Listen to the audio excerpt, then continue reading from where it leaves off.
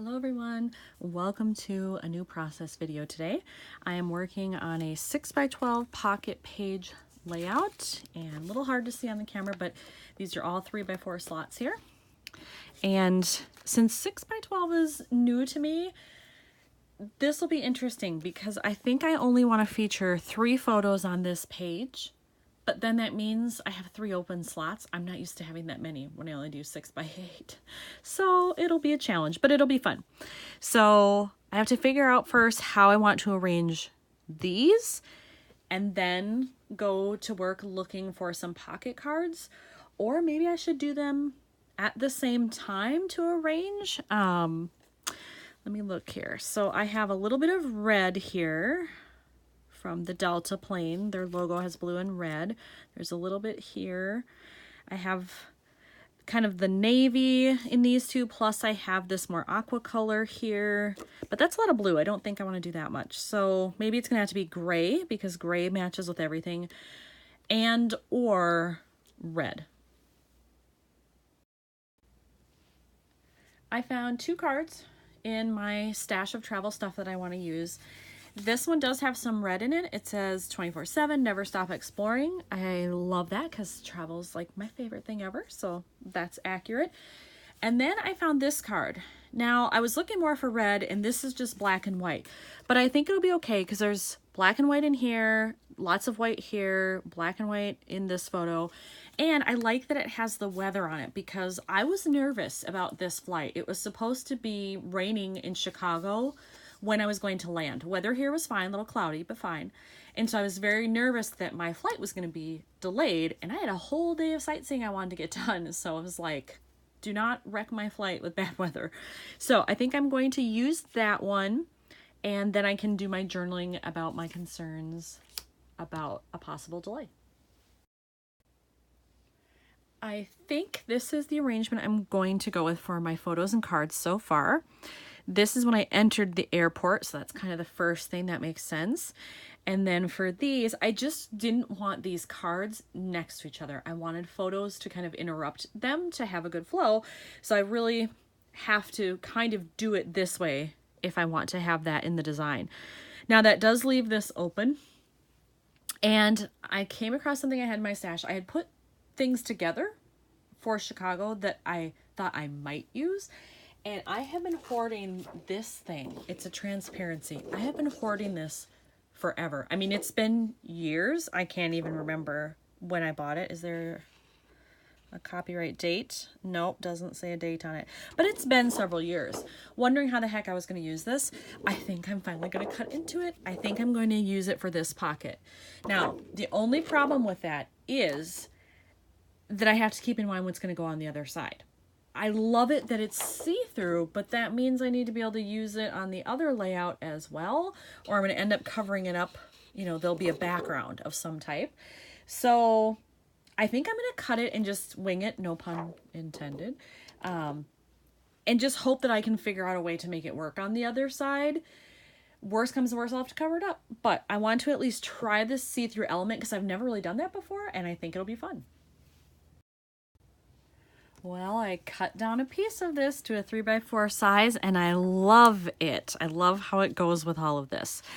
So I just have to figure out then how I'm going to make all of this match kind of together. I know I need some more red somewhere. Probably here, although I don't know what I can add to this, and maybe here. But again, then I have the problem of how is that going to show through on the other side? So I really need to kind of put on my thinking cap and figure out how I'm going to do that. Well, I have found at least one thing that I think will work. I found this. It's a digital element that I printed, and I think I'm going to place it right up there at the top.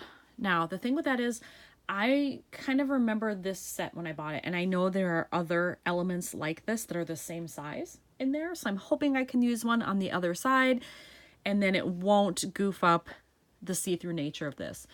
If I can't find something, I can make it. I can just ensure that it's the same size, I can stamp something on it, and I'm sure I can make that doable, so I'm not too worried about that.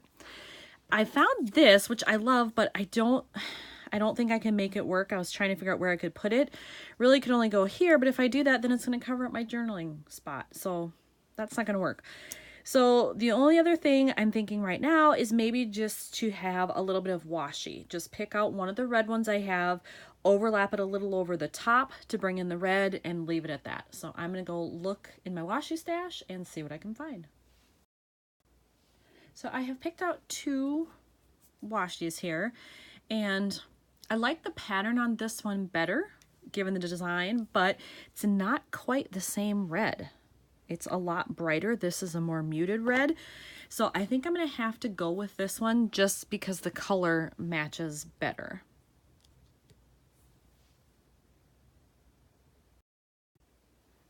I've added the washi here and I'm happy with how that looks. So I'm going to leave that. And then I adhered this. I did decide to shift it a little bit over just for a little bit more visual interest. And while I'm liking the way this looks, I feel like I need just a little pop of other color. And so I think on this geotag, I'm going to color it kind of a golden yellow.